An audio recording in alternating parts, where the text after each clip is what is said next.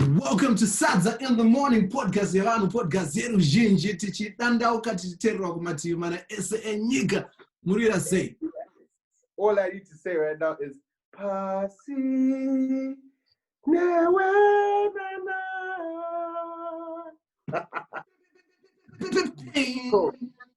Boys ku Zimbabwe, tifare shit Monday, gasiri behind it, from Kop to Harare, ndipe Sadza.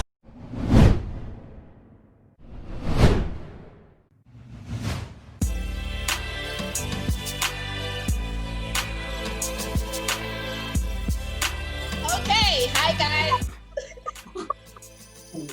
What's up, guys? Are these the dark forces? Rogue elements. I personally feel attacked when I hear dark forces. Why? I am a wizard. Dark force. It's a complexion thing. No, I do too. You know what? Like I do too. I feel you. I was like, what's happening here?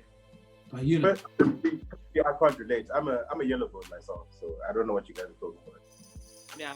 when I met Nick, he looked like Xolie, complexion wise. That is a testament of how difficult things have been in Zimbabwe. It's been Okay, guys. So, guys, how are you guys feeling with the past few, basically from July 31 up until today? Tell me just some emotions that you've been experiencing, that you've been feeling, that you've been trying to battle with, like in the past few days. Like, how have you guys been feeling? I mean, okay, I'll go first. It's really a mixed bag because, I'm happy that, people literally have the chance to, quote unquote, express themselves. Mm-hmm. But also I'm frustrated that, unfortunately, the response to people expressing themselves has been terrible. Yeah.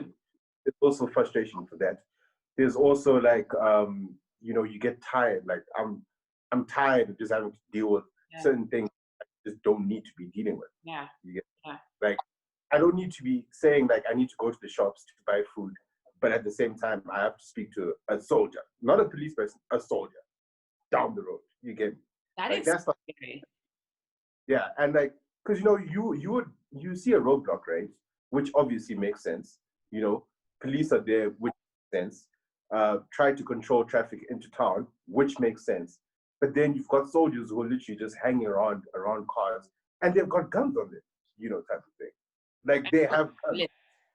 Literally, if I want to see a gun tomorrow morning, it takes me 5 minutes. A 5-minute walk, I can see a gun, right? And on the same note, we need to understand that the same guns were used to kill innocent people just last year. Yeah. You get me? Yeah. So you don't know if it's like 100% safe. Because what happens if I have a flag in my car, the next thing I have a gun pointed to my face? Yeah. Yeah. So It's so scary. Yeah. How about you, Mkudze? So you're a bit far away from, or not far away, you're not in Zim anymore. So what has it been like for you, like looking back? Obviously you've been very active, like on social media, stating your frustrations. How's it been like for you?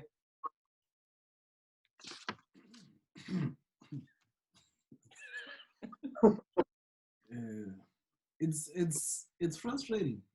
It's frustrating, and like I think for me, it's been a very complicated time because it's also happening at the same time where there's been this big shift in my life in terms of environment, in terms of space.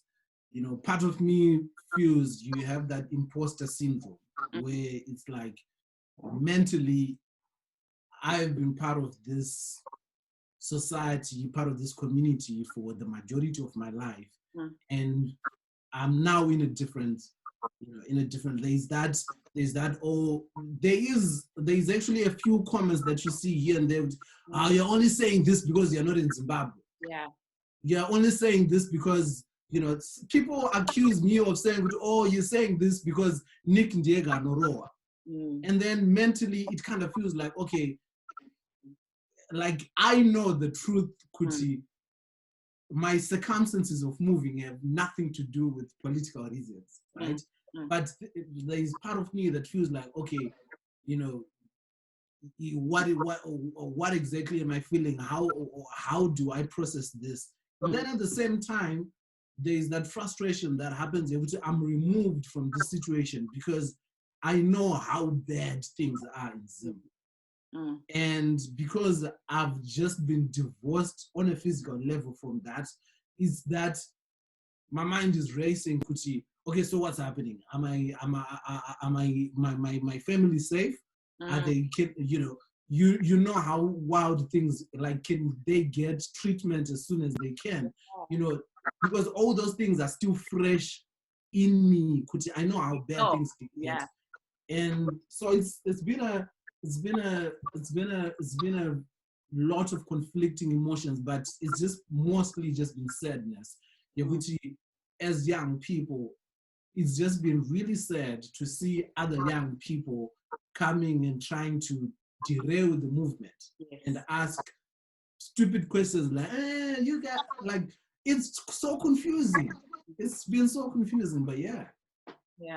How about you, Nat? How's the past few days been for you? Like, we've had a few chats together, so I know it's been up and down, but do you want to kind of describe how the last few days have been for you? Yeah, I mean, I think it's been frustrating, it's been draining, it's just been mentally tiring for a lot of people. And I think, like Mukute, I kind of relate to some of the stuff you say, particularly because we've been away from home for a while, right? So Nick, like, it was interesting hearing like what you were saying about the realities on the ground. So even like having you on here and think about what Mukute said, it's kind of like you're thinking, oh my God, like, are we being irresponsible? Sort of like us being far away from home and, you know, being so vocal. So you kind of take on things that you normally wouldn't take. I think for me, I've always sort of say that the frustration is Zim is home, right? It doesn't matter how long you spend far away in whatever host country you are, Zim is home. We are living in a world where right now, you know, Trump is president, the right wing in Europe is rising. It is not a comfortable space for immigrants, right? You want to have your own home, and it's not about going back to Zim, right? Because I think that's kind of short-sighted. It's about having the option to, you know, if I want to spend 6 months in Zim, I need to have the option to do so, right? To be able to live, make business. And, you know, if you look at other immigrant communities, Italian Americans, Jewish people, the relationships that they have with their home countries is quite a productive one, right? And you maintain that dualness.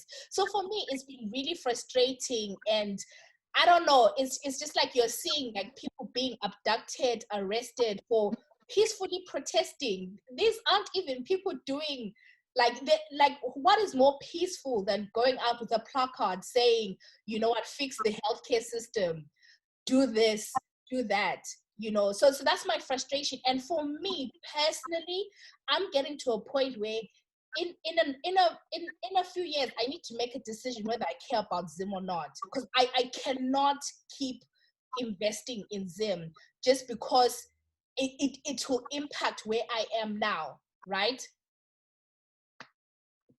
But, you know, can we ever disassociate ourselves from our home country? Like, can we ever? Because at the end of the day, you can say, oh, you know what, I can't be emotionally, financially invested in Zimbabwe. But at the end of the day, that is where we belong, and that is our home. And I think, you know, so I don't know how you can actually, you know, maybe you want to kind of expurgate on that statement, how you can qualify to say, oh, you know, in a few years, okay, in a few years, like I'm stepping out of this because it is no longer it's no longer a part of me. Nick, MK. Can I, Nat? I don't want to seem like I'm speaking for you, but I'm saying this because I resonate so much with what you just said. Kuti, on an emotional level, the level of frustration is I want to disassociate myself with Zimbabwe, because this is not healthy. But to answer your question, I don't think it's possible. It's such an intricate relationship to the level which even if you wanted to, you cannot, because your name is associated. So we're talking about disassociating yourself from Zimbabwe, and is that actually like really possible? So you could say you're talking about how it's like a privileged thing to say. Like, do you want to just continue just explaining your line of thought? Yeah, so I was saying the reason why I had jumped onto what Nat was saying is because I resonate with the thought, the feeling of wanting to disassociate yourself with Zimbabwe. And this is even while still living in Zimbabwe. Because, and even more so now, the thinking is, if I could have a day where I'm not worrying about Zimbabwe and what's happening, I could have a productive day. But the realization now is that that thought in itself is a thought that is steeped in privilege.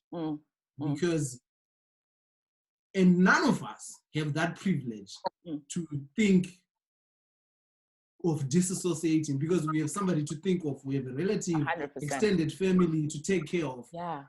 And you realize that the only people that can actually participate and in fact disassociate themselves and continue to do so are the offspring of people that have killed Zimbabwe.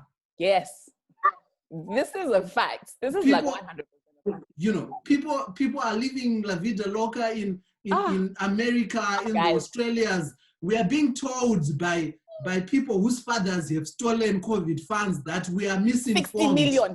That we are being told that we could have different opinions. I don't understand it. I don't understand. And did that girl actually say free Hopewell, my did she? She did. And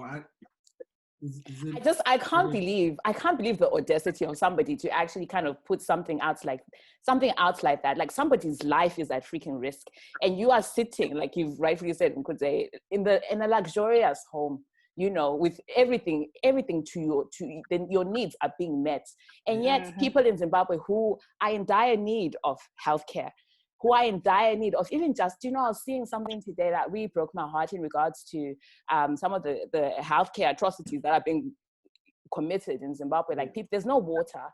If you're giving birth, they're saying that bring your own water. And I don't know if this is a fact or not, but I saw someone was tweeting saying that what kind of healthcare is this? Wherein if you are expecting and you're wanting to give birth, you have to carry your own water, you have to carry your own medication, you have to carry your own stitches, how? And then you are sitting there somewhere.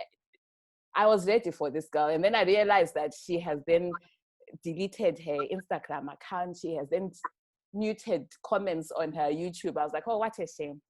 Yeah. I was ready for her. Because, like, the thing is, right, I don't think like a lot of people get this, when your father is someone in a position of being able to transfer funds down and then to go here, to there, etc. Look, you are not the sins of your father. And when you then try show teeth and you try defend something that is so you are exposing how stupid you are as an individual. Again, and so for someone to be like free home on my ass, so I just say, for someone like her to be like, oh, free home on my ass, it's kind of like spitting into the face of people, because not only are you saying something that's stupid, but you also know that what you are doing is stupid. When you go online and you're like, this is not fair for Hopewell to be sleeping in a cell, but Moyo is not, and then someone else responds by saying, oh, free hope on my ass. That's literally spitting in the face. It's like saying you're saying stupid. It's ridiculous. But I think, like, for the benefit of people who don't really, if there's somebody who's been living under a rock, like, I think it would be quite good just to give a bit of a breakdown of the series of events that have happened to get us to this point. And, Nat, I don't know if you can maybe just kind of, from the abductions of Hopewell, how do you say his surname? And how does he have that apostrophe? Is it Chingono? Chingono. Yeah. Okay. I mean, to the honest truth, like with the Zim thing, like ZANU-PF violence is nothing new, right? It's just at this time it's been exported to the rest of the country. right? Whereas, you know, from the 1980s, you know that this was like their thing. In 1983, 37 years ago, the president that we currently have, you know, was a minister who oversaw the Kukurahundi genocide and called people cockroaches, right? And 17 years later, like clockwork, right? He's calling people, what did he say? Bad apples would be flushed out, right? So I think, to be honest, the violence of them it goes way back, but unfortunately, not many people have, you know, been party to it or known it, right? If we're talking recently, right? So we've had this new dispensation, which is literally just ZANU-PF rearranging the Titanic decks, as far as I'm concerned, right? And what we're seeing is like the militarization of the state, but like in practical terms, in real terms, people are suffering, right? We only, was it last week, we saw in Harare there were eight births in one night, and out of those 8 births, still there were 7 stillborn babies. That, you know, that's one. We're seeing like the basically like the depletion of like democracy in everywhere, and the militarization of the state. 7.7 million people are you know, food insecure. Inflation is plus 700%, the second highest in the world. Unemployment is over 90%. There are so many Zimbabwean young people who've never been on a payroll, who don't know what having a staff number means, who've never received a salary, who've never gone to the ATM and used an ATM and money has come out. That is unacceptable. People have never, you know, people can only dream to have houses. People can only dream to have title deeds. That is literally the reserve of ZANU-PF kids. Or they're not even kids. These are adults. They're not Someone adults, says that on social media. These are adults who are buying houses, who are going on holidays, who are the celebrity class that we look up to, and we feel so bad about our lives. But actually, if you trace the money, it is ZANU-PF. So literally, that's really what we've seen. And in recent weeks, months, you know, there's been exposés about the level of corruption, the looting, which we saw the RPZ farm mechanization scheme that came out. That's something that happened years ago, which is just one scheme, which shows that millions was spent, you know, people literally looting, right, under the guise of, you know, mechanizing for farms. But we've never seen we don't see what the result of that has been, right? And then we saw literally like the biggest sort of state violation where they turn a debt into a grant all of a sudden, right? That's one thing, right? And more and more people are speaking up, and Hopewell exposed the whole issue with COVID money being used to loot. So they literally were using money that is supposed to go to COVID, the biggest pandemic the world has ever seen. And they were giving each other the money. So that was reported. Instead of coming back maybe with rebuttals and saying, no, this is not fact, what we saw is sort of like the targeting of them. And then we had this guy Jacob calling for the 31 July demonstration, and they were then arrested. And as we speak, they are still arrested. They've been denied bail. They've been denied bail by the same judge. I think his name is Justice Chitap, who is on the RPZ farm mechanization scheme, who received 46,000, which still has not been paid back. The judiciary is captured. So, you know, that's where we are. And those people have been denied bail. We saw abductions of young people. We saw the arrest of Fazai Mahere, Titi, the author, so many other people, apologies, I don't know the names of everyone. So I think people have been riled up, particularly because you're arresting people for their constitutional rights. Why are you? So the problem with ZANU-PF that I particularly have, apologies, I'm so passionate about this, right, is because the Constitution allows for freedom of expression. The Constitution allows for, you know, freedom of press, you know, whatever the case is, right? But then they don't observe it. But when we now say ZANU-PF must go, they say, no, you need to follow the constitution. The elections are in 2023. So you have to decide, do you follow the constitution or not? Because clearly, if you guys do not follow the constitution, then why should ordinary citizens follow the constitution? But fear has been embedded in absolutely everyone. And that's why we're saying Zimbabwean lives matter, because for far too long, it just feels like they don't. And the rest of the world, the rest of the region, South Africa, is just watching us be killed.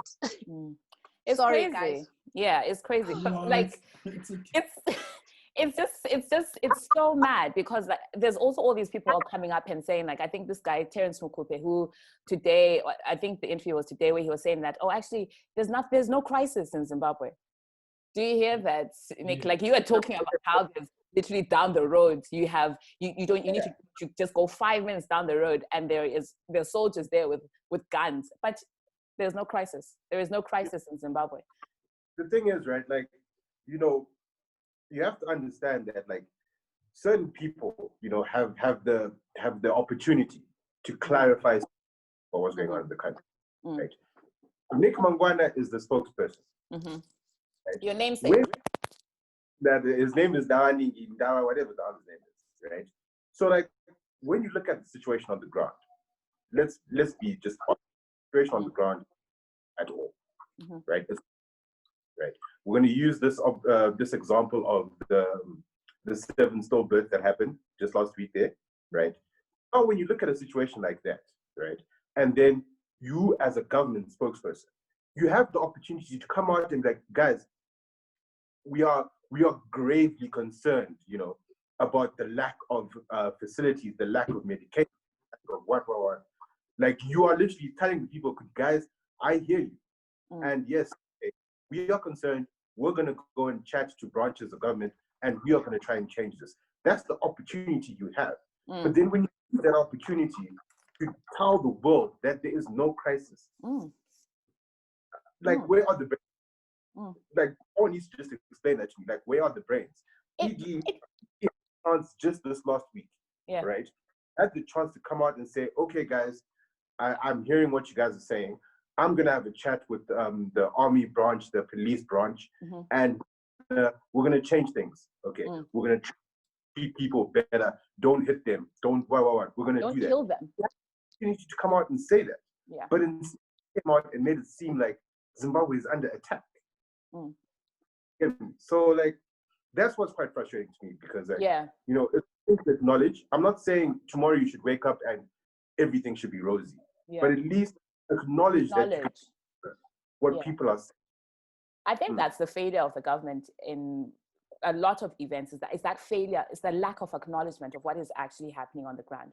So ED's address to the nation, which was, I think, a couple of days ago, all these people, all the birth of the Zimbabwean Lives Matter, like the movement that has literally taken off by force, like social media, all these people who have come and supported it. Like, you know, you've got people from America who are saying, like, Zimbabwean Lives Matter. And yet we have people on the ground in Zimbabwe who still choose to use a hashtag called all Lives Matter, because you're saying that, or no, at the end of the day, what are you saying? Do you know, it makes no sense that people are actually trying to kind of disintegrate, like, to really break down the whole Zimbabwe Lives Matter movement. But I feel like, in a way, it's prudent for us to kind of really talk about, especially UNIT, because there's also a lot of talk in regards to the diasporans making a lot of noise, but then you on the ground, like, your safety being compromised. Like, I feel like even putting this episode out today, where you are speaking quite openly and freely, like, are you scared for your safety? Nick can fight, guys. He's not quiet. Can you speak for him? Could say, like, do you feel safe? Look, at the end of the day, do I feel safe tweeting such tweets and stuff like that? No, it's not. We know it, right? We know you can hold a piece of paper, go outside, and you can get arrested, right? And so, but the thing is, like, it's not really about me at this stage. You know, it's not about me. It's not about my safety. If I end up getting arrested, it's there for you all to see. I'm not saying, guys, go to Edie's house and grab him out of his bed and throw them in a bin. Yeah. What I am that people are trying to ask for better life.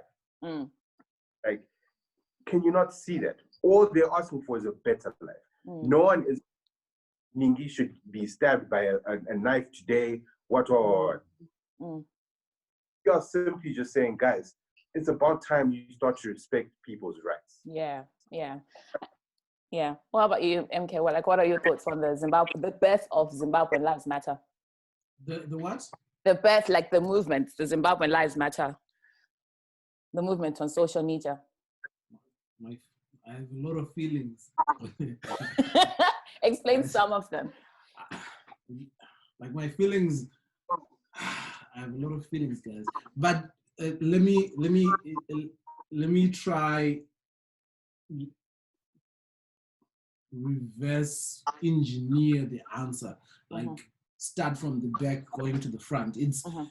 I think it comes down like I used to get a question a lot whenever I did shows, whenever I would put out a skit, you get those, I don't think there's never a comment that I've hated more. I laugh about it on social media, but it makes me cringe so much.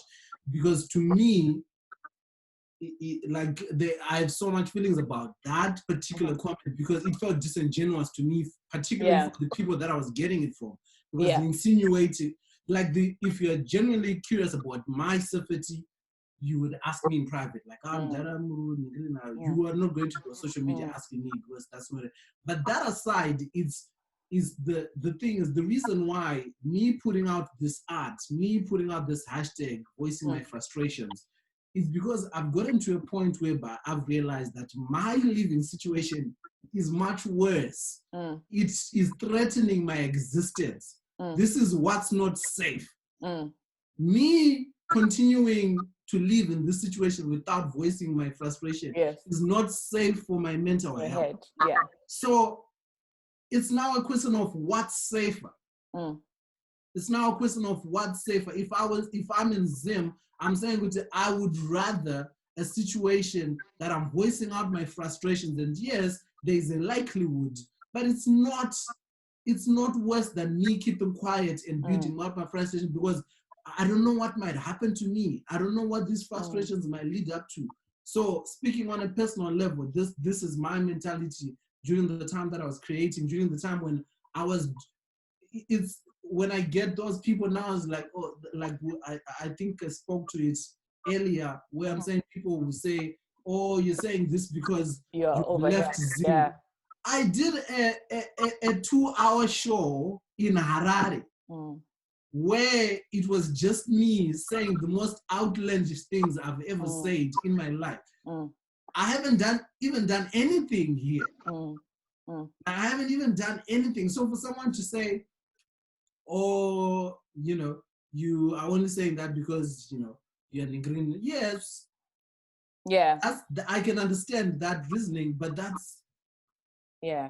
No, I get it. And I listened to that episode when you spoke about that whole you felt like it was disingenuous of people to kind of ask about your safety, like on a public platform and all that. I think the reason why I brought it up is because, there is a lot of, I wouldn't even call it pressure, but there's a lot of talk, and I feel like I personally, I'm not on the ground. And because I am safe, I am not at any risk of anybody shooting me down on the street. So I feel like, this is my opportunity to do my part. So yes, I will tweet about it. I will talk about the frustrations that, are occurring. I will talk about, yes, I am not on the ground. I do not know what exactly it means not to have water in a functioning ward. I don't know what it means for to be cared for by a nurse who doesn't have a correct PPE. I don't know what it means to have relatives dying in a car park. But I've heard these stories, and these stories affect me, and these stories really move me because I'm like, okay, so I'm not there, but what can I do? And I think that's kind of like what I'm hoping that we'll talk a little bit more about is what can we do? What can we do in our different areas, like wherever you may be, what can we do?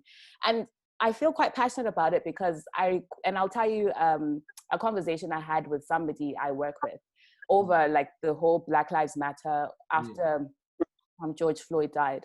And she said to me, she was like, do you think this is going to change anything? And by this, she meant the taking down of statues of the slave traders, the protesting. We're in the peak of COVID, right? And people were going out to protest.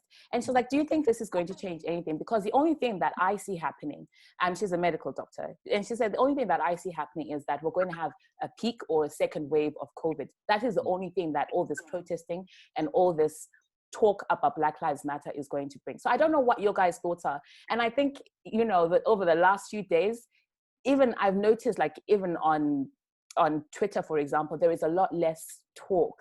People are still tweeting about Zimbabwe Lives Matter, but I can't remember the last time it's trended, for example. Like, are we now mentally tired? Are we now just getting to the point where it's like, okay, it's losing traction? I can answer this real quick. The thing is, like, I had my hand raised up, Nicholas. I didn't have on the ground, Shama. Wait. My hand was... I didn't on the ground. It's a short... It's like... No, it's okay. It's like 10 seconds. Yeah. Okay. Yeah. So the thing is, like, look, when it started off, right, day one was amazing. You know? Like, I don't even think... Nah, I remember, actually, I was literally keeping tally of the numbers. Like, when you look at the trends and you see the numbers. Yeah. I was celebrating, like, after every... Yeah. was in etc, right? Mm-hmm. Which was incredible. However, look at the response that got, right? Next thing we know, we are being told that cabinet is working on a law to make it a criminal offense to simply voice out basic things. You get me? Yeah. And I'm not gonna lie to you, that's scary. You know? Because in as much as I want to put myself out there and try to express myself in all way possible. Yeah. I'm a son. I'm a brother. Yeah. 100%. Yeah. Kind of thing. And your life matters. Yes, exactly. And the thing is, like, there is a chance that I could end up in prison. Yeah. It is what it is. Even though I'm not inciting violence, I'm not unreasonable, etc. At the end of the day, I could go to prison. Yeah. So obviously that is scary. And obviously, they did that on purpose so that they hush down the tones. Yeah. And I even remember today, I was like, guys, it's going to seem like it slowed down, but please understand that unfortunately, there are some of us who live in Harare, right, who these can come and pick up just like they pick up Hopo. So yes, it definitely has slowed down a bit, but it's still going, which is a good thing. Okay. It's still going, thing. And which is very important is like you guys in the diaspora are literally adding fuel. Yeah. Yeah. Which is more than we can ask for, because yes, you can't get shot on the street right now, but I can. But if I see you are helping generate, like fuel the core, I can't possibly be happier. Yeah. Okay. Yeah. Sorry, Mkuze, what were you going to say? So I'm started writing down things that I'm enjoying this so much, because when we do our podcast, I never get, like, for me it's verbal diarrhea. I say things as they come, but I'm getting time to actually think about what I want to say. So I'm thoroughly sparked. Thank you. Okay. So first things first, people need to realize that privilege works both ways. Privilege works. You can use privilege for good. You can use privilege for evil. And the advantage of having Zimbabweans in the diaspora is that they can tweet Zimbabwean lives without that fear. It means that even when it's physically impossible for Nick to be on the streets, we have people in the diaspora maintaining that pressure, maintaining that, and that's the importance of the diaspora in this conversation. Because the thinking is, as somebody in the diaspora, the first thing that you realize is the difference in the quality of life. Like, as somebody who's experiencing most of those things fresh right now, some of the things, it's so bare minimum, it's mind-blowing, right? And those are the things that push you. First of all, why am I here and not in my home country? Yes. I'm here in search of a better life. Yeah. That's why Zimbabwean lives matter. Yes. I want to see, when you open a tap and you see, okay, why don't we have this in Zim? When you experience healthcare because of a sprained knee of a friend, I want that in Zimbabwe. Yeah. So I'm going to use my energy because of the things that I'm experiencing. But the problem is, so I'm saying this to say, I don't understand how people can invalidate the diasporan experience in this conversation. 100%, yeah. You cannot invalidate, because there is literally no one except ZANU-PF kids who's not in Zim out of choice. People are out there trying, and the reason why my first realization getting into the diaspora is, oh my God, this is such a lonely life. Oh my God, because everyone stays so far away from each other to make plans. When I'm in Zim, I can think to go see Nicholas in 3 minutes, I'm there. Yeah. But when here you have to let somebody know, okay, I might come this weekend, because people stay 2 hours away from each other. And people might be working that weekend. Or people might be doing A, B, C, D. Like what I've seen so far, it's people work to save enough to send back home, to save enough to invest somewhere. Yeah. There's no one who's doing that out of choice. No. Then second thing I wanted to say is social movements they die down. That is the natural cycle of things. And that is not to say the movement is not, that is not to say the movement has died or it has lost momentum or it is naturally, as human beings, we move on to other things. Yeah. Pressing matters, cycles in work, mental. And what we need to do, it's lovely, it's great, it's amazing what Zimbabwean Lives Matter has done. We've never had a hashtag that people resonated with. 100%, yeah. We've had this flag, we've had ZANU-PF must go, we've had different hashtags, but this is a hashtag that is resonated, and it's telling of the times that we are living in, right? We've seen what it has done, the hashtag for us. We've seen the response. There's, proposed laws. There's been countless press statements. There's been countless press conferences. People are panicking. It's a reflection of the power, the influence of the hashtag. Yeah. Right? And we as a people need to collect that win and see, okay, what did we do right? Yeah. Because one thing that I know for certain is that this hashtag was not planned. No. It was almost accidental because we were all running with 31 July. Yes. This hashtag is a culmination of all our frustrations. Yeah. Which leads me to my final point, which is there is this pressure that people want this revolution to happen per weekend. They want things to happen now. They want there to be, and it's not. We don't know when. No one knew Zimbabwean Lives Matter was going to be this big. Yeah. No one knew we were going to have Zimbabwean Lives Matter. What's important is coming together, realizing those wins, and saying, okay, how do we go forward?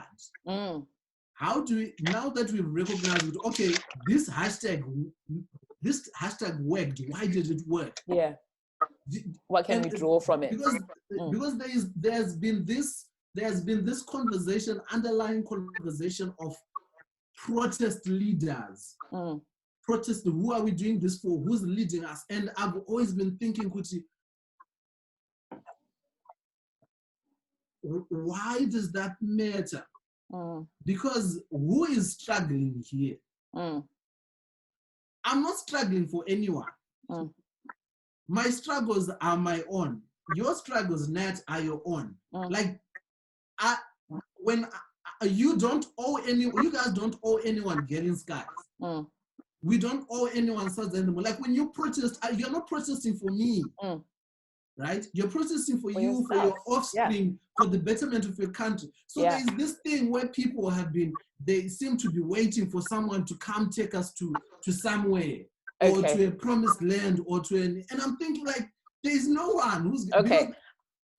I want to get to hear Nat's thoughts, but then I do want us to come back to this, the leadership, you know, the protest leaders and somebody to take us to a promised land. So I do want us to kind of talk about that a little bit more. But Nat, what are your thoughts like, you know, over what the... You know what? I had to keep quiet because I was hyperventilating. Let me tell you something. No, like Nick and Mukudze, you've just like made all the points. So I think like what Mukudze you were saying about who is it for, you know, like no one has to, you know, like what Nangakwa said that, rogue elements working with global actors. Like, listen, nobody has to tell me that at my age, I have probably sent almost 6 figures to Zim, which I could have invested here. In yourself. Right? Yeah. No one needs to tell me that, like, literally, no one needs to tell you what your suffering is, right? Like, we think for ourselves. So I think that's the thing. And I think it is right that, like what you said, like with social movements, they do die down. But I wanted to talk about like the diaspora, the point that you're making, that to be on, like, guys, go back to 2012, like not even that long, people were not vocal online.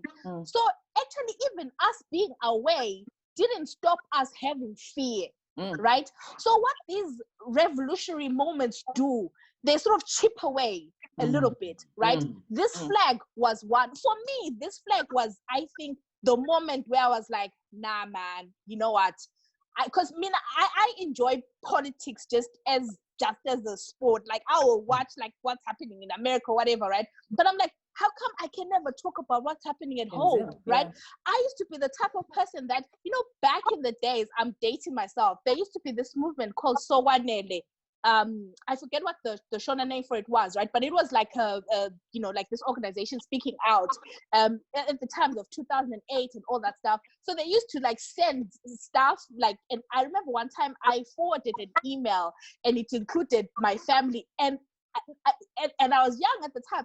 And like I got calls like, no, be careful, you know, don't. So for it's like I'll post up on Facebook and then I'll delete, right? It's because I've always been vocal, right? But then I was always kind of hush. Even now, I mean, you know, but listen, whatever. But for me, 2016 was that point where I was like, nah, you know what? I feel invigorated. Zim is home, and I started speaking out. That's me. Who knows? Maybe now, right? There are 2 million other people who've now got the courage to be like, no, you know what?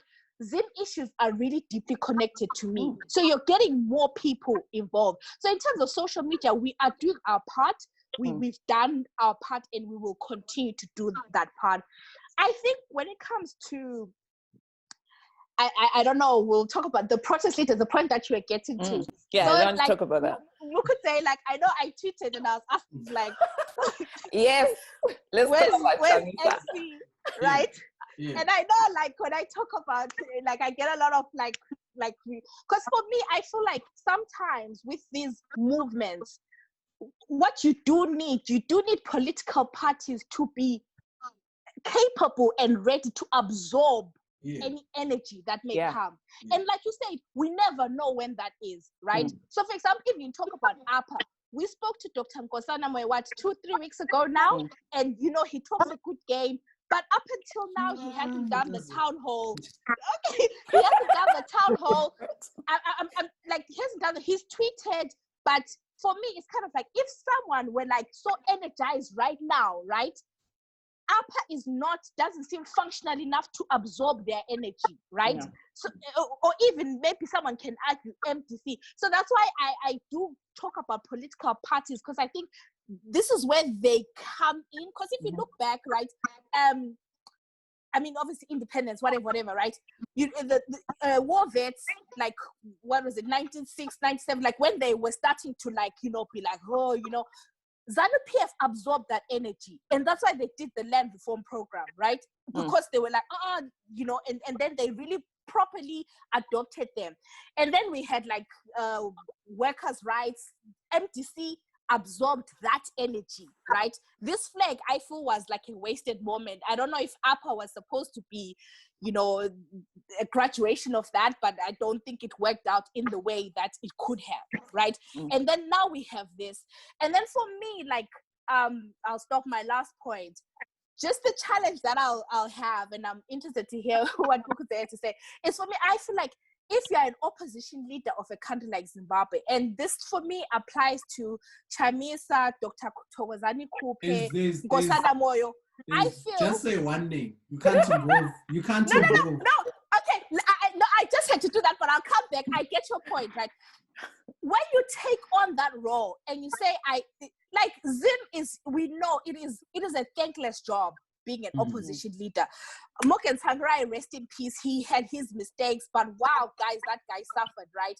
But I think when you become an opposition leader, you are literally saying, I am adopting every progressive Zimbabwean's dream for a better Zimbabwe. I am adopting every Zimbabwean's dream for a better Zimbabwe, right? I am adopting all their fears. I'm adopting all the frustrations that they have about the public healthcare system. So if the government announces a rubbish thing about stopping mobile money payments, those people that voted for me or believe in me, I need to speak out. So that's where I kind of like, and then we could say, yes, I concede to you. Personally, and this is going to sound, maybe this may be a bit whatever to some people, I don't even want to hear about MDCT or whatever. These people have been radio silent. Yeah. Radio silent. So for me, it's like, okay, you are not an opposition. Maybe you are a supporting act of ZANU-PF. Yeah, I agree with that, because I feel like if you're not going to speak up, you know, like guys, just to strip away all politics, you know, like if you remember back in high school when you're trying to get people to kind of vote you in to be a prefect or a librarian, you go there and you tell people you've never read a book in your life, but you're like, oh, you know, I read books, you know. So you try to get people on your side. You try and, you know, you pick what people are passionate about, and then you use that and be like, no, but I can do that. But what we've heard is nothing. Like, you know, you know, Nelson Chamisa's mom obviously passed away and he's been grieving. This is the time where we need him to literally stand up and really talk on behalf of Zimbabwe. You know, this is the time where we actually need him to be saying, guys, all these things that you're stating, yes, these are the things that are happening. To be actually going against what the other, you know, politicians are saying, oh, there's no crisis. He needs to be coming against that and saying, oh, what are you talking about that there is no crisis? We need a voice. We need one voice. Yes, we are here. You know, we are all kind of tweeting against our frustrations. We are kind of talking about what is upsetting us, but we need one person just to be like, you know, collectively on a wider perspective that these are the issues, you know, and speak on our behalf to everybody else, you know, because yes, it seems like we're the ones doing all the work here. We're the ones getting the attention of African Union. So that's another thing that we need to talk about, is the silence from the many African leaders, you know, on the Zimbabwean Lives Matter. Okay, look, what I want to say is that, like, okay, Nick, and then Nkute had his hand up first. Let's be democratic. Okay, keep it brief. All right. So shout out to you, Nat. Like I was noting, I loved how you brought together the points of, like, I'm thoroughly enjoying this conversation.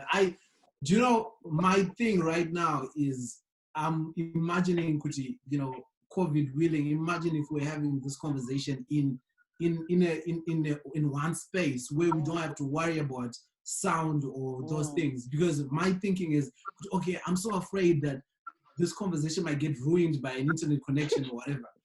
Because I'm enjoying it so much. Yeah, but so the reason why, if you remember earlier, the reason why I was saying we need to do away with these, not so much do away, but we pivot so much on these protest leaders. It's not so much protest leaders, but opposition leaders and leaders time and time again led us to disappointment. Okay. That is my sole reason for not. There is no other reason, because we've expected elections to work. We've shown up in our numbers, and they've led to, for one reason or the other, it hasn't happened. It doesn't come our way, and we've expected a response. We've expected ABCD. We've been seeing hashtag God is in it, and we've been disappointed time and time again by that inaction. Mentally, I've started moving. Okay, if something happens, if this guy brings something good, that's dope. But I right now, in this moment, I'm not looking around and seeing good ways. I'm not looking around, because if I do that, then I'm getting distracted from, like Nat, you were saying, Kuti, right now, what social media has done with Zimbabwean Lives Matter, it has put us, like literally, the things that you are seeing people tweet, like their personal experiences about Zimbabwean Lives Matter. These are things that people look up to each other on social media. Somebody might look up to you like, oh, that's my crush. And seeing your crush talk about a horrific life experience at the end, it puts us in the same basket, on the same level. Yeah. And for that 1 week, we were all Zimbabweans that have suffered. Yeah. Right?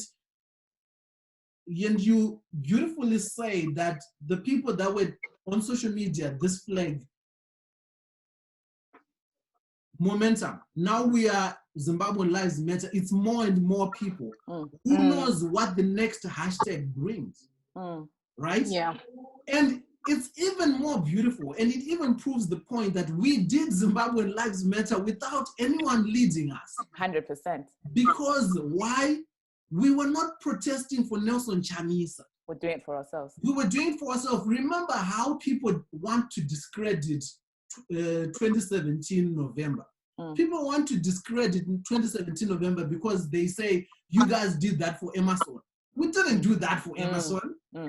We didn't do that. We did that because we were excited at what the future held. We didn't know what the future held, but we were collectively excited with, okay, we are done with this guy. Here's the moment that we're saying, right?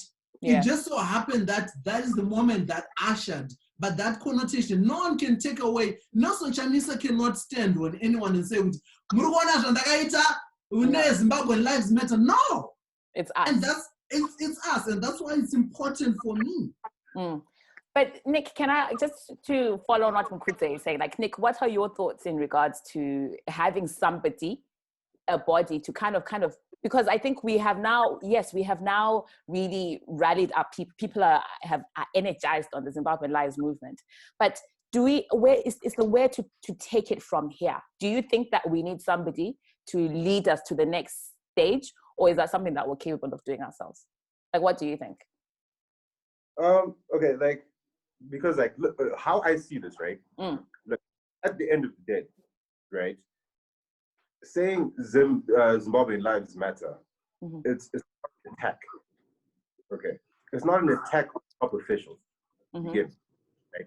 There are people in ZANU-PF who need to realize that they can even say the same thing. Right? You don't have to steal to survive. You get me? Yeah. Right?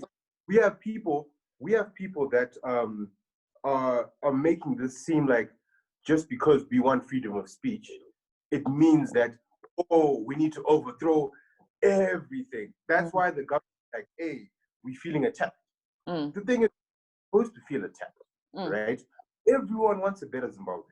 You get me? Every single person, right? So if I'm coming to you and I'm saying, guys, can we have better healthcare? Why is it that you are now turning around? Number one, you're beating me up. You're arresting me. And you're appointing Chiwenga as the Minister of Health. You understand? Like throw the whole country away.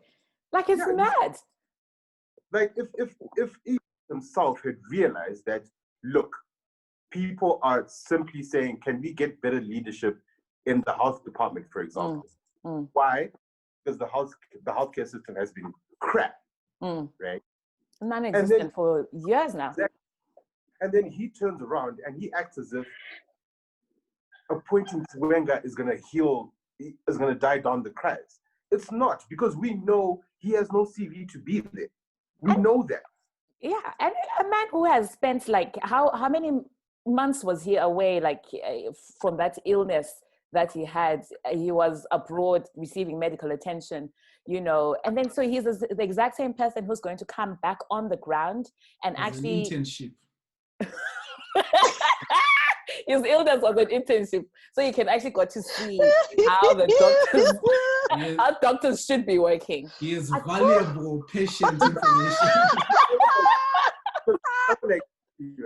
Someone like Edie, right? It's almost like he feels threatened to the extent he knows he has to arrest people. He knows he has to another military guy at the top of your house.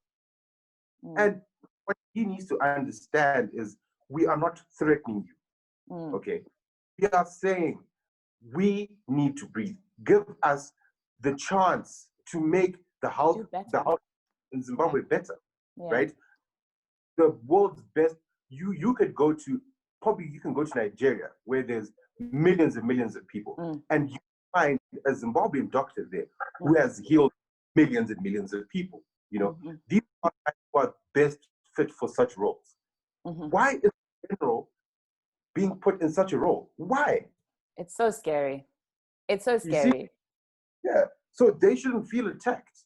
Don't feel attacked, because we are raising up issues that will make everyone's life better. Right?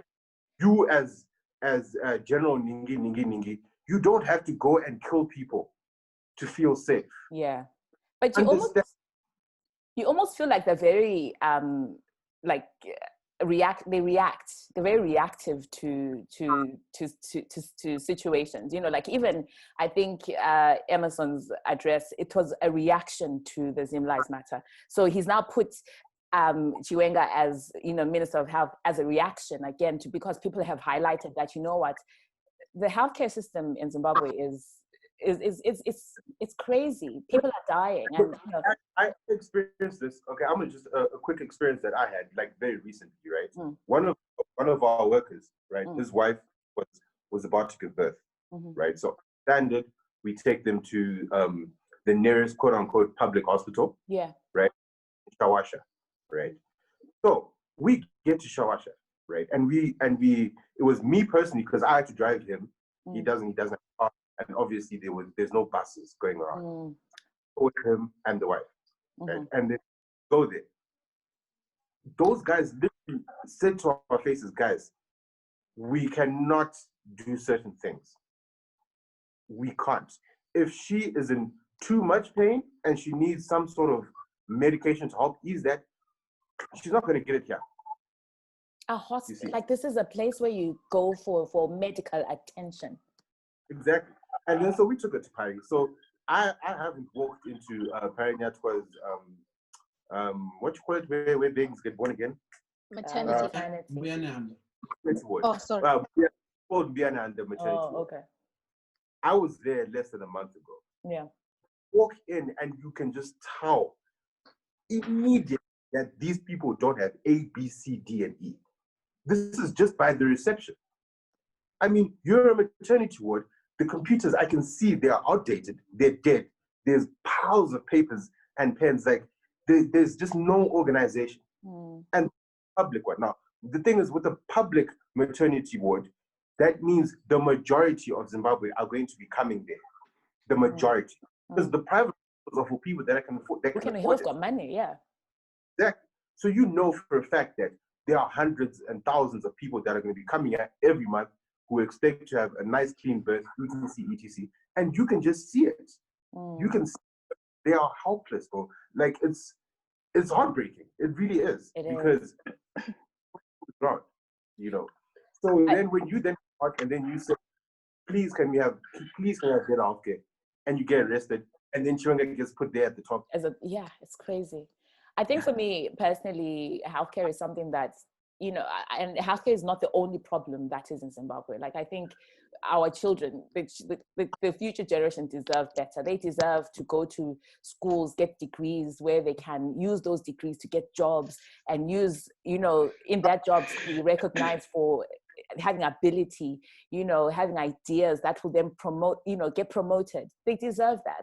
But healthcare is something that is particularly, I'm very much attuned to that because, you know, I work as a nurse, and just hearing some of the things, like hearing that, Nick, like you're talking that people, you're walking into reception and they've outdated, even just computers, that they're still writing on papers, that they're still like, you know, lack of pain medication, that simple things like paracetamol, like you can't even get that. And you mentioned it as well, like Mukudze, here, if you forget just that, you know, if you have a headache, you can just literally go down to your corner shop, you know, and you can get paracetamol or ibuprofen, or, you know, if you want aspirin or whatever it is, and you can get that.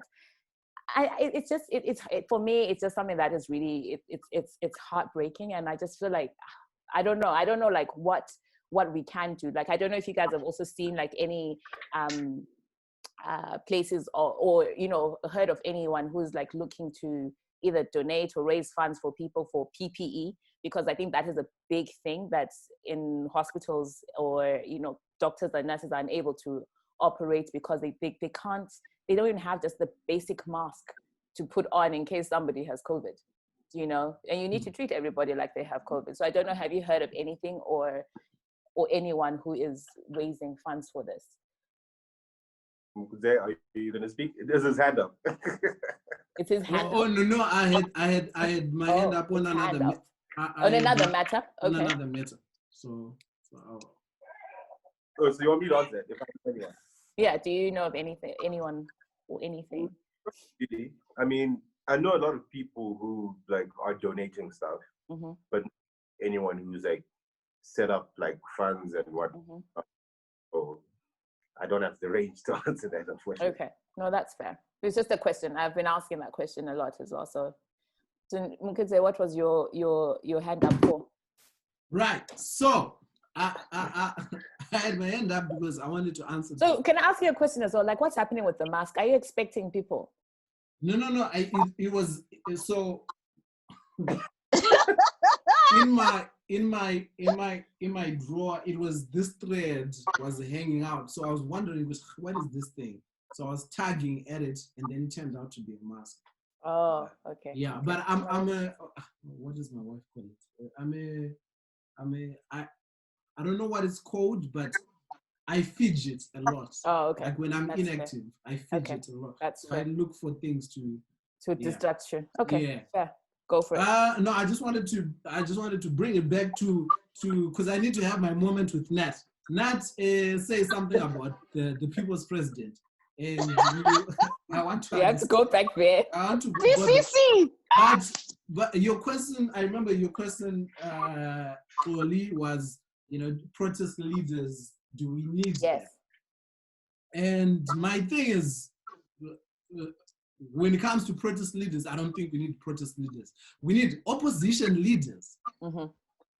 We need I don't need, when it's a protest, I don't need anyone to lead me about what I'm protesting, because I know my struggles. Like Nat was saying, I don't need anyone to tell me what my problems are. You know, Nat seemingly has been funding 6 figures some junta in FM. She just confessed. She just confessed. I was like, okay, you're funding, huh? We see you. But when it comes to opposition leaders, I think that's where we have a crisis. We absolutely have a crisis, because everyone in opposition politics is seemingly not who they say they are, for one reason or the other.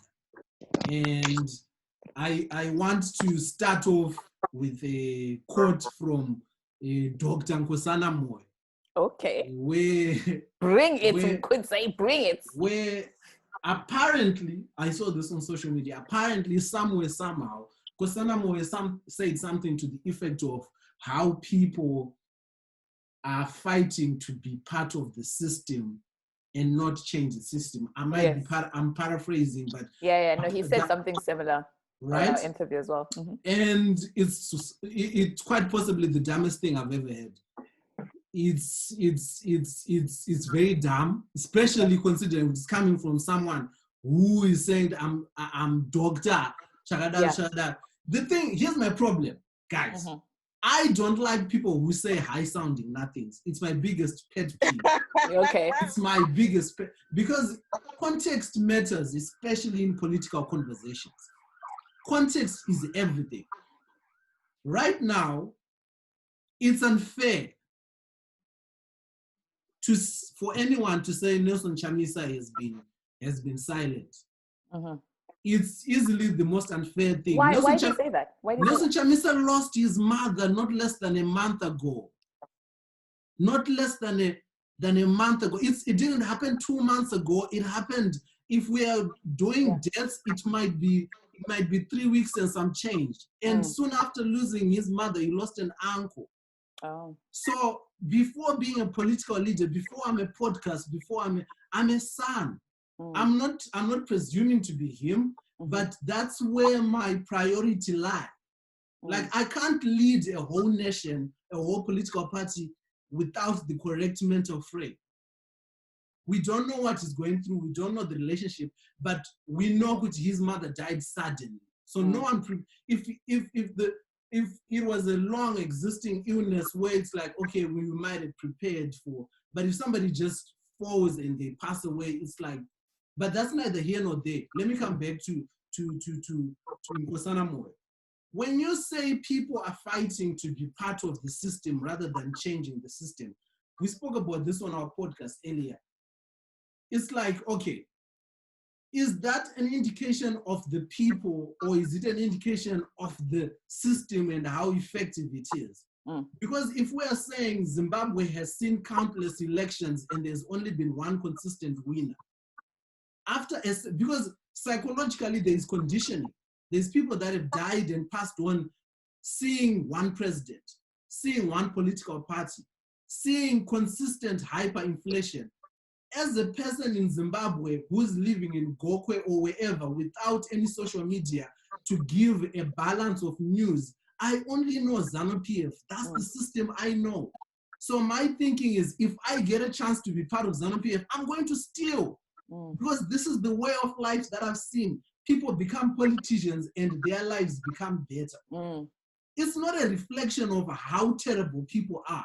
It's a reflection of their conditions. We don't have an alternative, right? You can't say in South Africa, or there's different political, the context is different in South Africa. We can't compare us with the UK. You can't compare, because these people have different political situations. In Zimbabwe, people have lived, died, breathed, and exist with ZANU-PF. Right now, as we speak, a kid in Blawayo, Muchehiwa, he didn't have kidney problems last week. He has kidney problems now. Somebody who's seeing that will never protest again.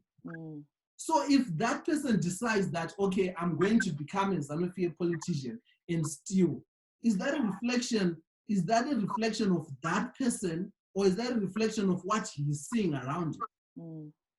But when people say it and leave it at that and say with all people are living, they live satisfied, like, oh, okay, I've said with his bright stand in the background and the sun and whatever, it's okay. I've said. You can afford to say that. You can afford to say that, right?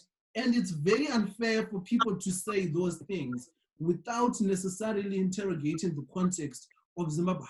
If you look at the disparity on social media, internet penetration in Zimbabwe, there is only about not more than 20-25% of people in Zimbabwe on social media.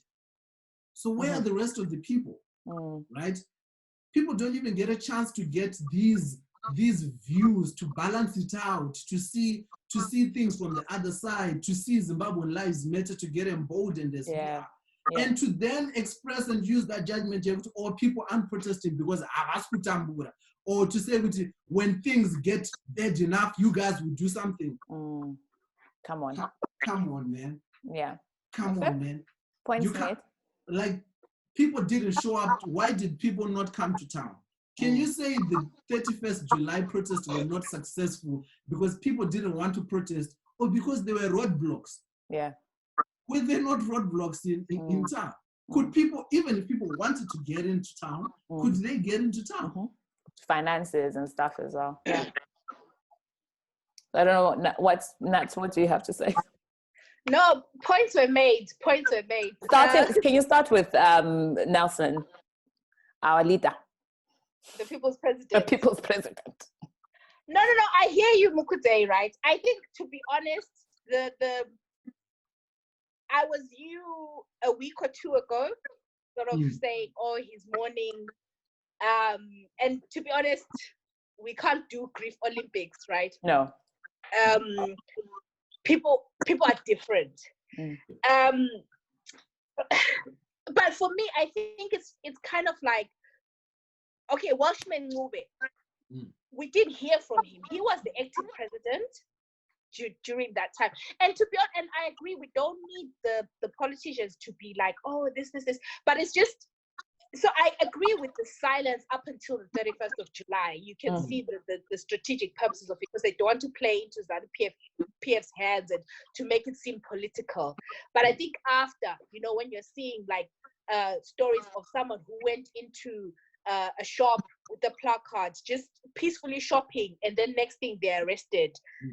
Even now, recently, a 22-year-old in a WhatsApp group said something about, ZANU-PF, and they were arrested, and they're seeing. So it's just like, it's that thing for me where it's kind of like, it takes nothing to take your phone or whatever, speak to the people from your heart for 50 seconds, right? And not inciting violence, but just saying, you know what, I hear you, this is unacceptable. So even the day when the Umnangagwa had his address and he said, people be flushed out, we could have had something on the other side. But, Fatai Maheri has done, I think, a really marvelous job as the spokesperson, right? And I think, some say the thing that you were saying about the people who have access to this information, and you are right, there is such a disparity. The things that we say online, on social media, don't resonate with a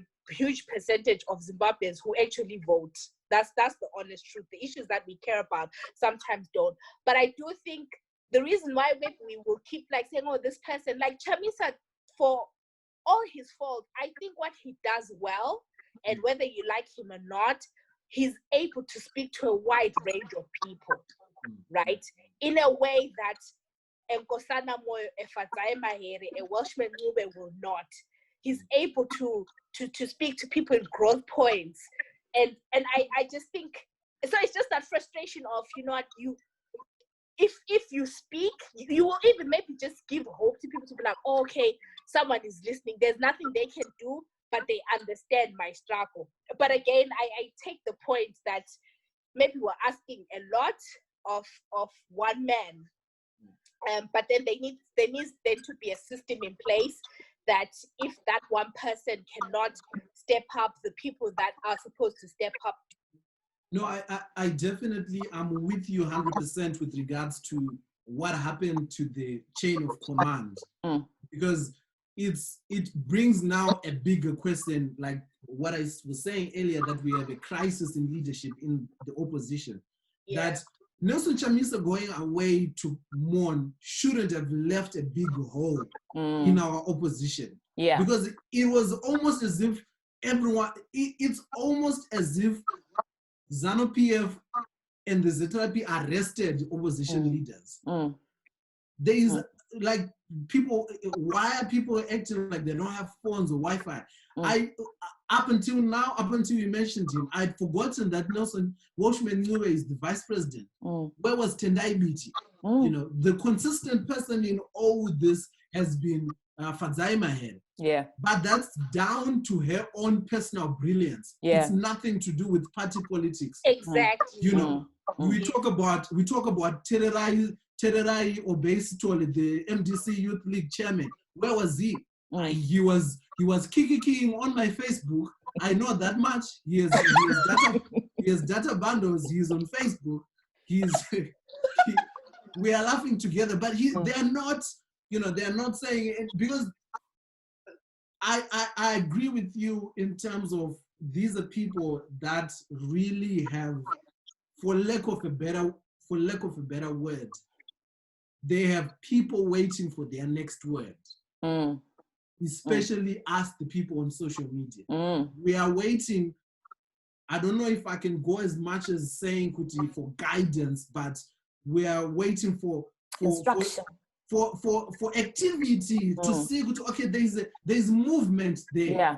They see me, I see them doing something. That symbiotic relationship. Oh, look at this ghetto youth saying these words. Yes! Guys, I might stay with Gelus guys. I never say these words on Sadza when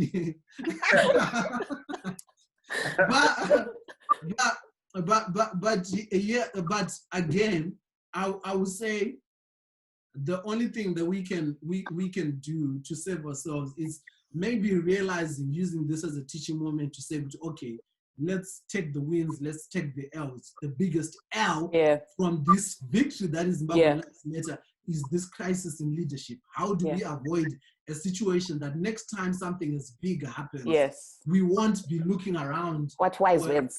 You know, for a winner. Guys, I'm going 2023. You should. You're starting your own party. Nah. Nick, what are you looking for? Are you looking for a leader, or are you like, do you agree that, you know, we have started a movement and, you know, let's from this movement, let's take our L's, let's take our wins, or are you looking for somebody's? Are you wanting to hear somebody's voice, and who, if any? Well, it's pretty obvious that you know, Nelson's voice would be very impactful for the movement. Right? I think MK was the one who said something along the lines of, you know, there's like 20-25% of us that are at least have our Facebook accounts. Well, the majority right now, there's a very big chance that millions of people don't even know what's going on in terms of, there are people online that are saying this. That's what came on in the morning, which he never really does. That's why there are people who don't even know about that. And you're right, Nelson's voice will definitely reach a lot of corners of the country. Yeah, it's presidential. Presidential presence. The thing is, like, what I just don't want is, I just don't want a situation whereby he becomes like the face of the movement type of thing. Yes. Yeah. 100. Exactly, because this is something that everyone should feel. You know, the face of, you are the face of your own homestead. You want an extra $1 in your wage so that you can pay for your child's school fees. You know, you are the face. You represent your family. You represent your interests. So I don't want to whereby Nelson comes in and then, you know, he does speak and he does, you know, reiterate. He does tell people, guys, let's get it. I just don't want people to then put him up there as the face. I agree with that. Yeah, it's about Nelson taking us. We have done this. And we do have that issue, because even when this flag happened, there were actually people who were now talking about Ivan being in government and stuff like that. People like, that's our fighter. Let it go. Put him there. Yeah, exactly. So it is an issue that we kind of do have, whereby we end up putting people in places. That's a good point. Yeah, I just don't want that. But do I definitely? Oh hell yes, because I know he's gonna get millions of people to hear about this. So. Yeah. So guys, so how do we move forward? Like, what are the next steps? you know, obviously we see Emerson is busy opening 16-kilometer roads, opening rainforests. Like what are the next steps? Like what do you see the next steps being? Nat, I'll start with you. Is this your way of kind of asking us to like close up on this subject before I say? No, if you've got more, if you've got more, you can certainly add on. Okay, no, well, I don't, but I was just asking. Okay, yeah, so, no, I was just thinking, like, do we, like, I think what I feel is that there's a lot of passion, there's a lot of emotion in Zimbabwean Lives Matter in like this whole social movement. I'm keen, like, you know, and I'm looking, and maybe this is where, you know, I've learned a lot from this conversation in that you're right, you know, we shouldn't be looking for one person to kind of say, you know, this is the person who has done this, because we have done this and I acknowledge that. But I'm also keen to know, like, what are the next steps? Like, what should we be doing? You know, what do we need to, as you rightfully said, you could say that it's a marathon, not a sprint. You know, what do we do to kind of keep the movement going? So, like, what are the next steps? So am I speaking first? You said I had said Natasha, but you are our guest. No, Nat, please. What do we do next? I think people keep doing what it is that they're doing. I think the point that I think Nick, you stated that you're the leader of your homestead, right? Like you know your issues. So I think we need to keep speaking out in ways that we need to, because social media has been effective. I think we need to accept and be fine with Zimbabwe Lives Matter dying down. Do you know what I mean? You shouldn't see that as like, oh, just because there's now 20,000 tweets as opposed to 1 million, you know, it's any less impactful, right? Okay. So I think if people feel the energy, they should, you know, continue doing so. Zimbabwe Lives Matter. I think another thing that we have spoken about, Xolie and I, is I do think for those who can, it is time to dig deeper and start funding our democracy. So yes, like, you know, we've talked about criticizing the political party and so on, but we do know that they don't have money, particularly after 2017, right? And after the way that opportunity has been squandered by Mnangagwa and this new version of ZANU-PF. I don't think the international donors have any care for Zimbabwe. People are focused on domestic issues. Countries are focused on domestic issues. Nobody is going to give any party money. I don't think so, right? So I think we now need to, whatever political party, although Mukute will say there aren't other political parties, whatever political party aligns with you, you now have to dig deeper and fund the democracy, right? We always complain about things, but again, these people, they don't have money, right? So that's one. So funding political parties or funding causes, you know, you were asking about, you know, how can we help out with PPE and all that stuff. So I think particularly those maybe outside of the country who have some kind of income, we now need to do more. I think another thing for me is in terms of social media and just our thinking. I think as citizens, we need to be clear. So for me personally, I'm clear that I would like ZANU-PF to go for a number of reasons. And least of all, because they've been in power for 40 years. They've given us different outfits of the same party and they continue failing and they show us new depths of low every day, right? So for me, they need to go because that will be the thing that unclogs international relationships. And then a second layer is now de-ZANUfying every aspect of the country. Including our opposition parties, including other, you know, organs of government. We need to, that whole thing that you can go somewhere and someone has been in power for 20, 30 years. We had Obed Mbofu online he's now been unleashed, and it just shows the lack of creativity. The fact that you think an Obed Bof is somebody that should come on social media and would be some type of heavyweight that we listen to, right? And he then said something about, when he was in his 60s, no, in the 1960s, he's one of the people that stood up. And I was like, well, it's 40 years later, you should sit down, right? No, seriously, like it's so for me, it's like I think we also need to be very careful about compelling spectacles, as I call them, right? Because I think what I saw a little bit of that, where it was like, looting must go, down with Obadiah Moyo, down with this person. And it's like, you're not addressing the issue. ZANU-PF is a system, it must go. There is no absolving anyone that has been part of 100. That organization, whether we have what's this name, Sevia, whatever, Kasuku, what was it? Kasuku. Yes, all the G40 people, just because you are sad that you're not looting anymore. No, we don't want. Power to you, Nat, for messing up Kasukuwere's name. I feel like it balances out whenever Shona people mess up. Shout out to you. Continue. I don't want to. Don't know. Don't apologize. Don't. Yeah.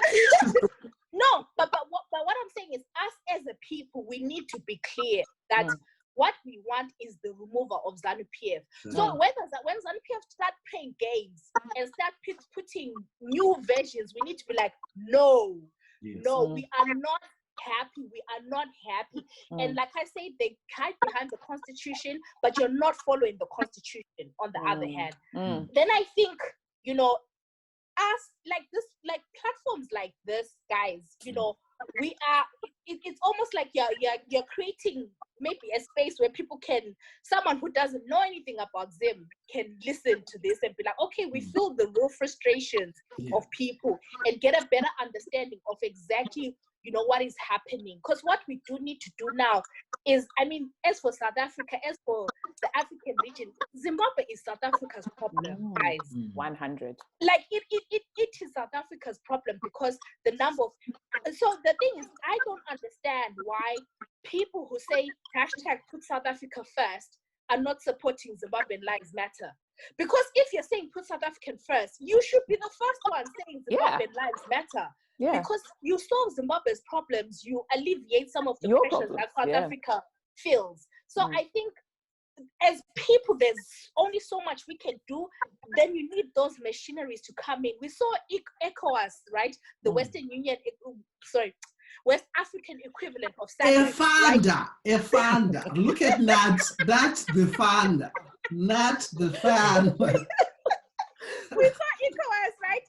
The equivalent in Gambia. They went and they told that Yahya Jammeh step down, right? When he lost to, I think it's Adama Brown, right? And he was refusing to go. They told him to step down, and they sent their troops there, right, for 6 months to make sure that this guy goes. Like, so for me, I'm just like, and Zimbabwe is becoming a military. So that's where the part of the politics sort of come in. But I think for us as people, we need to continue pushing. We need to start funding our democracies financially or in kind, whether giving your talents to whatever, whether it's a political party or an organization, because like you said, there are so many brilliant Zimbabweans around the world. There's a COVID crisis right now. I'm sure there are things that could be done. I was reading about there's this organization started by this guy. I don't know whether he's ZANU-PF or not. People say he's Ubusiswa Moyo. He's the advisor. ZANU-PF. Is he? Yeah, he's the presidential advisor. Oh, wow. Oh, yeah. So he set up this Formulario thing where people can donate. But again, now it's kind of like tainted.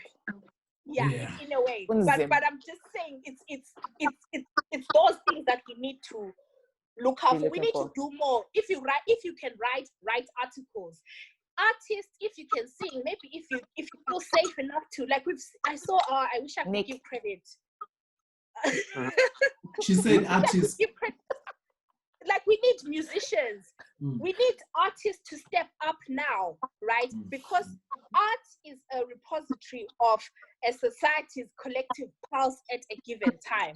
We need people to step up. We need music. We we have music. Did you hear Kosana? Is it Kosana's new jam? Or does he talk about COVID? Yeah. There's another song. What was Ndamere Ramin? Senkate. Yeah, Shout out to Xolie.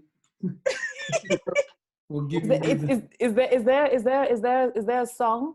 Yeah, yes, it's the first song that we played. Like, it's how we actually started this episode. Oh, really? Oh, looking forward to it. So stuff like that is fantastic. So people can play their roles, that they're comfortable playing here. Okay. So, Nick, what are your thoughts before we come to you, Mkhudze? What can we do? Like, what's the... I mean, to be brief, I think the thing is at the end of the day, right, we can cry as much as we want, but if we don't get heard, then there's nothing that we're doing. Right? So I think we should continue to apply pressure, continue to ask those questions, because eventually it's going to be so embarrassing. Certain answers, right? Do they care? They will sooner or later. They have to, they have to sooner or later, because it took 2 days of a trending hashtag for ED to put on his socks in the morning, wash his face, and come and look at the camera. True. So, keep applying that pressure, and hopefully, these guys will understand that you're not trying to attack them, but you're trying just to be heard. You're trying to help people, make Zimbabwe a better country. So, I mean, that's pretty much what my always be. It's just, guys, just keep applying pressure whichever way, and we can only hope that one day we get heard. We can't force them. Yeah, we can't hear us. Yeah, so true. That's Could say. It's just basically a whole lot of mansplaining of what Nat said. But no, like Nat summarized it quite beautifully. I just wanted to shout out Thandekile Moyo. She's been riding with ZANU-PF Must Go as long as I've known her on social media. I don't even know her personally, but she's been one of those champions where she was a lone ranger for a very long time. Every tweet, whatever she's talking about, she's punctuating it. ZANU-PF Must Go. And we saw an uptake, people getting onto the hashtag and it moving into Zimbabwe. And shout out to Thandekile. We need more people. We need more people like her. Shout out to you.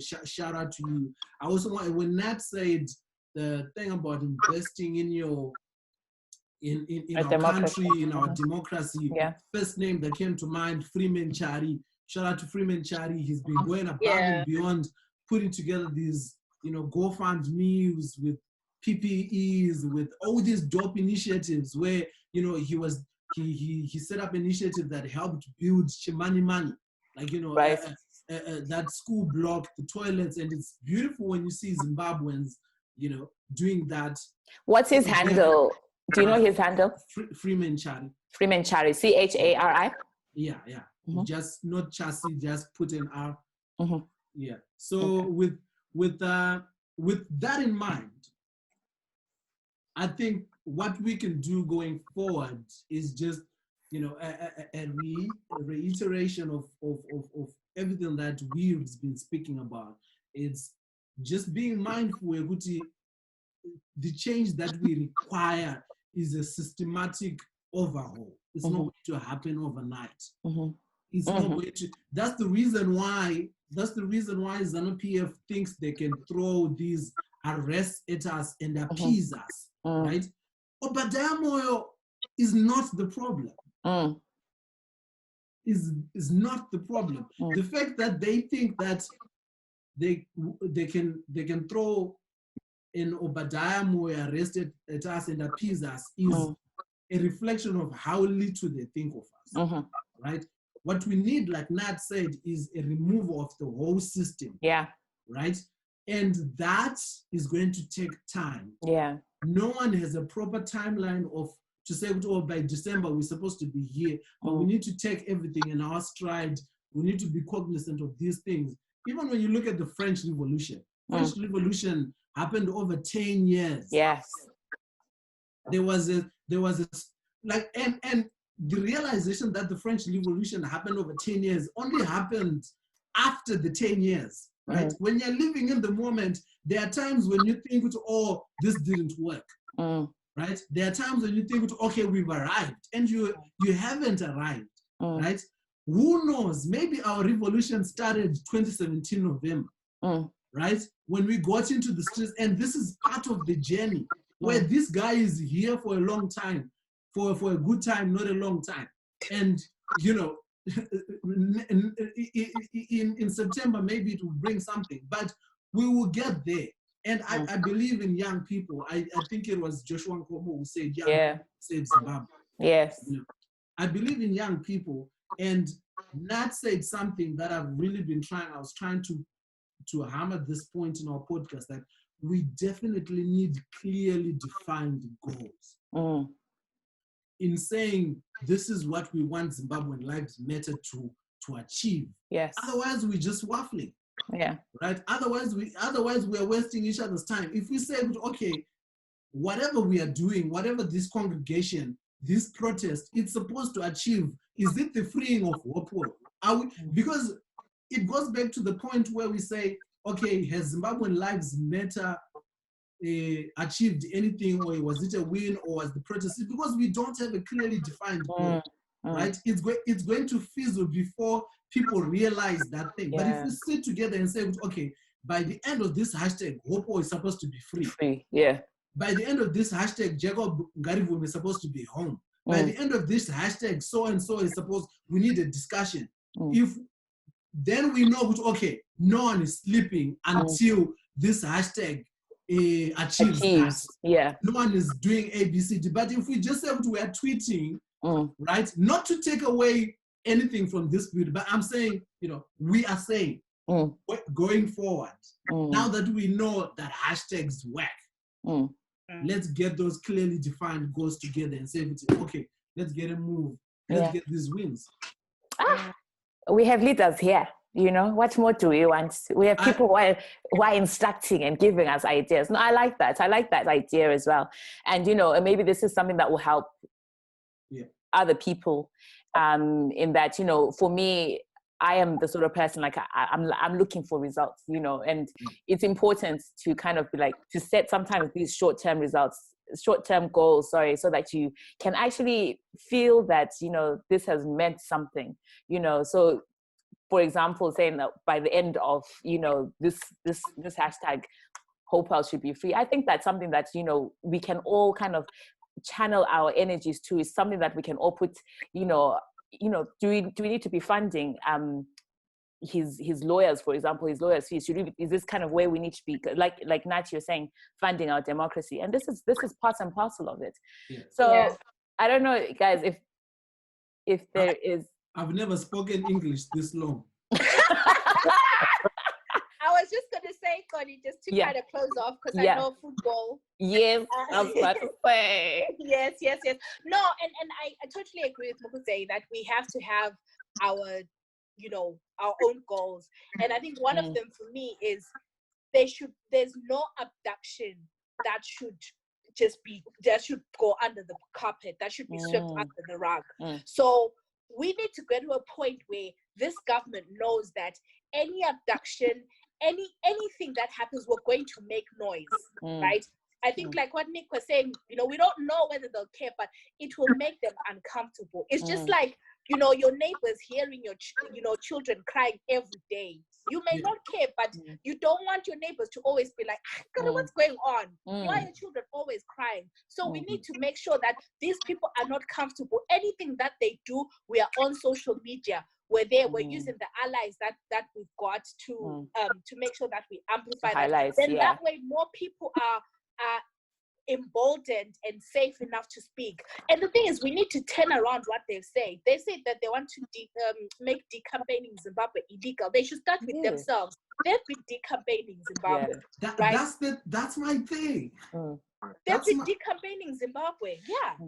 Because that's literally my whole gripe with this whole situation. It's okay, even if you have a demon that says a corruption demon, would the logical thing not to say, okay, let's rebuild Zimbabwe so that we can steal, right? Even if you say that's your calling, I am called to loot, to plunder, to whatever. Would the logical thing not to say, okay, guys, there is a 5-year phase where no one is allowed to steal anything. We're going to rebuild this thing so that it's decent enough for us to steal. Because it doesn't make sense to me that, let's say you are a tuck shop owner. Your profit is $2. You steal $1.50 from that profit. How are you, like, I don't understand the mathematics going forward. Like, the thinking is, okay, if you say we are and this goes now to my conspiracy theory brain, where there's all these conspiracy theories that are floating about what's really happening behind the scenes. And I subscribe to the conspiracy theory that there's conflicting energies happening, because some of the things do not make sense. Because, all right, people are protesting the lockup of an international journalist, and you respond to this by arresting an international author. Like I understand arresting a Sadza Mahere, right? Tsitsi Dangarembwa is in the running for a Booker Prize as we speak. She's going to be on The Guardian in 10 minutes. So my thinking is, okay, who did this? Like, that's not even people on Twitter, that's you. That's you. So what's the game? What's the goal? What's the game? What's the goal? And all these, all those things about, the Mnangagwa coming out and saying we received 60 million, and it turns out that they gave 60 million. Like, things like that leave me questioning, like, okay, guys, like, there's definitely something that's not making sense. When Nick Mangwana comes out and says the things that he says, when George Charamba comes out and says the things that he says, there's definitely conflicting energies, right? There's people that are more enthusiastic to defend this regime than others. The fact that Bettina Gapa is singing a different song that she was singing a year ago tells me that there's something suspicious. The fact that you look at Trevor Nube's tweets and you can see a reticence in that support, there's that shift. The fact that Shingi Munyeza is saying, like, it tells me that there is a whole lot more that we are not privy to. But regardless of that, let us not worry. It's a sideshow. It's a sideshow. We should be mindful of the sideshow, because we end up being, people end up showing up and trying to act as if they're on our side. You have your AC Mumumbas, you have your Jonathan Moyos, you have and there is almost this couch followership in Zimbabwean politics that people always need to be privy to interrogate things based on facts. Saying, okay, I would never, as much as I joke and kid about, if Nkosana Moyo was to come out and say something substantial, I have no problem listening to it. Just so happens that so far he hasn't done that. But that's neither here nor there. It's if somebody else was to come and say something substantial, somebody that hasn't committed heinous acts, I'm not afraid to and unwilling to listen to that. But guys, okay. No, guys, like this has been so good. It's been such a good conversation. So I don't know if there's final thoughts. I'm just aware of the time, aware of football, aware of Nick. He's probably watching his football underneath it. So just final thoughts, and then we can just wrap this up. I mean, like, okay, my final thoughts, I guess, is just to tell people that, guys, you shouldn't be afraid to speak up, right? Although, we get it, you'll get arrested, you get this and that and this and that. But at the end of the day, if you don't voice out your problems, no one can identify them and no one can solve them. Okay. So I just hope that people understand that it's such a foolish thing to clown other people who are trying to express themselves. Foolish for you to clown on someone that's saying, guys, I'm a teacher. I can't, with my salary as a teacher, I can't even pay for my son to go to school. Yeah. That person he's not foolish. Don't make him feel foolish. Go work harder. Go do this. He's not foolish. He's still trying to tell you that, hey, I need help in this area. So, one of the biggest things that's irritated me since this thing has started is just the way that other people are trying to make us look foolish, look stupid, us look like we don't know what we're doing when we simply voice out basic things. Like, we want a better economy. We want this and that. We want this.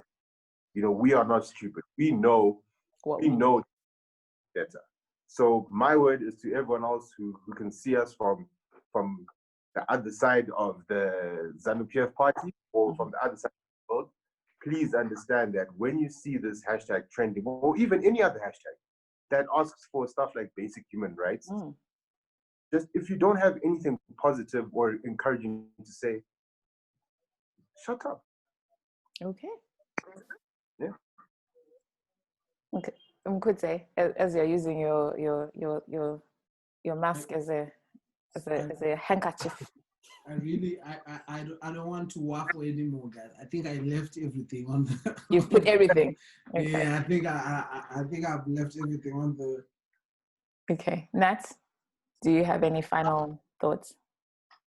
Oh, I think it's just Zimbabwean lives matter, guys. Yeah. And for me, what is scarier is, so my little cousin is now on Twitter, and I follow her. How old is she? She's 17. She's turning 18 this month. She's becoming a little influencer. And I saw her tweeting about Zimbabwean lives matter and like really being vocal. That I was proud, but that scared me. You know why? I was like, yo, is she gonna fight the same fight? Yeah. And she's in Zim. And I was like, whoa. So for me, what is scarier is just the thought that 10 years, 20 years from now, it will be the same thing. Yeah. So, So I think we spoke about this, and my exact same fear as well. That's, great grandchildren are going to be like, yo, but what did those guys in the 2000s do? In 20, what did they do in 2020? Like, what happened? We are still here. We're still under the same regime. We're still suffering the same issues. We don't have, can you imagine what if there's basic health, if there's lack of basic health care now, lack of, people unable to take their children to school, what would it be like then? We need to be the ones kind of to do better. But yeah, it's been great, guys. It's been great having you on. I feel like we should have like a bit of a bit of a loosening round. But okay, no, so thank you guys, and wanted to say really big thank you to Mukudze and Nick because this will be our episode 51, and we really wanted to kind of have you on because 50, because you guys have been so supportive since we started. Even before we started, you were just like so supportive, and I feel like in parts, like we wouldn't have grown if you guys hadn't like really shouted us out to your audience. So it feels fitting, like it's a big deal for us to have you guys on our podcast. So thank you so much. We are honored. We really are. So, thank you. Don't cry, Nick. Don't cry. Thank you so much for having us. You guys know I will always have your backs, and appreciate you guys and everything that you do. And I hope we can continue to inspire more people to start podcasts. A big pool. All sorts of. There's so much space. Yeah. So just be as consistent as you can. Obviously don't live together, so it's hard. But just know that what you are doing for the bigger picture is very important. I'll be happier for you guys, and that's pretty much what I have to say. Thank you. Okay, we're done. We are done. But do you know we needed you for one thing, Nick. I just wanted to say you're welcome. Is that what you wanted to say? The Beyonce. Oh,